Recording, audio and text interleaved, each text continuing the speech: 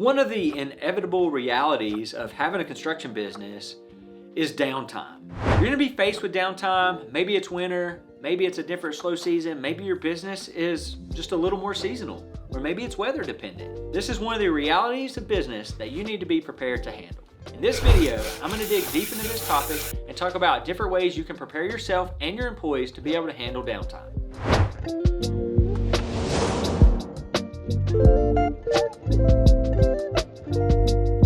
Lately, with a lot of my coaching clients, I've been working through how to handle downtime, how to deal with that, how to deal with a weather-dependent business. And there's so much that goes into maintaining a labor force when you really don't have any work. And the cost of that and being prepared, there's so much that goes into this topic. I felt it was one that is worth diving into with all of you.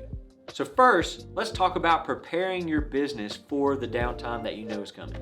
If you're a landscaping business up north, for example, you know that when winter comes, you're not gonna have as much landscaping work. Landscaping maintenance comes to a halt after leaf season, and you're just gonna have downtime, but you're gonna need to be able to maintain that employee base, maintain those relationships, your fleet. You just have to be prepared that that downtime is coming. Part of preparing for downtime is to be financially prepared to weather the storm. There's a lot of businesses that need to build up cash buffer throughout the year and allocate funds to be able to make payroll and pay the bills through the winter season. If you know that your drawdown for January, February, March is going to be $60,000, then you know you need to put back in the other 9 good months 1/9 of that $60,000 into a savings account that you're building up throughout the year to pay for your winter expenses. This is one of the most important parts for any of you guys that have a business that's going to have that inevitable downtime, is to be building the cash reserve necessary to get through winter, to get through that downtime season for your business. So once you know you can make it financially through the downtime, what are you going to do with all this time? What are you going to have your employees do? Here's a few options that you can spend your time on. First and foremost, dive into business planning. Be planning for the upcoming season, be planning for growth, dig deep into SWOT analysis, quarterly initiatives, and all the internal stuff with your team that you now have time to do that you will not have time to do when the season peaks again and you're running wide open. The second thing you can do is invest in skills and training for your team members. Use this downtime as an opportunity to make your team members more valuable to the business. You can run clinics at your office, you can find third-party training, you can get your guys certified on different pieces of equipment, for example. Use this downtime to improve the productivity and revenue generating capabilities for all the members on your team. The third thing I would do during downtime is maintain the office and all the equipment. A lot of times we put off maintenance on all of our equipment because we're just so busy that we're not doing the oil changes, we're not taking care of it, we're not greasing everything we need to on our tractors and skid steers.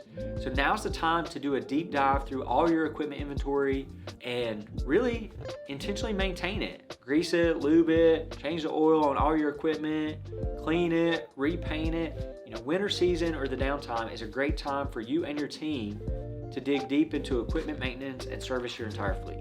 This also includes cleaning out the warehouse and getting a good stock of what inventory you have to prepare for the spring season. The last thing I would go hard on during the downtime is marketing and online presence. While you have the team together, while you have more time, here's a chance for you to build a lot of video content and bulk it so that you have content to kick off the season for a few months to really increase that online presence. You could do a lot of Q&As, FAQ videos. You could be cranking out so much content and marketing during the downtime with your team. You could get your team involved, you could record some meetings. This is really an opportunity to expand on your marketing and set the stage for a great, successful spring launch. The last point I wanted to make in this video is to, set proper expectations with your employees. If your business is seasonal, and I work with a lot of companies that have businesses like this, in the summer months, everybody's getting 10 hours overtime. Everybody's on 50+ hours a week, getting paid overtime, getting used to that kind of personal cash flow. Your employees are. And when winter comes, a lot of companies go down to a minimum hours a week for their employees. They take care of them the best they can, but maybe that's only 25 hours guaranteed. You need to be communicating this throughout the season to your employees so that they can build up their cash reserve to weather winter as well. It's really easy to live paycheck to paycheck on those 50+ hour weeks, and then when winter hits, really not know how to survive.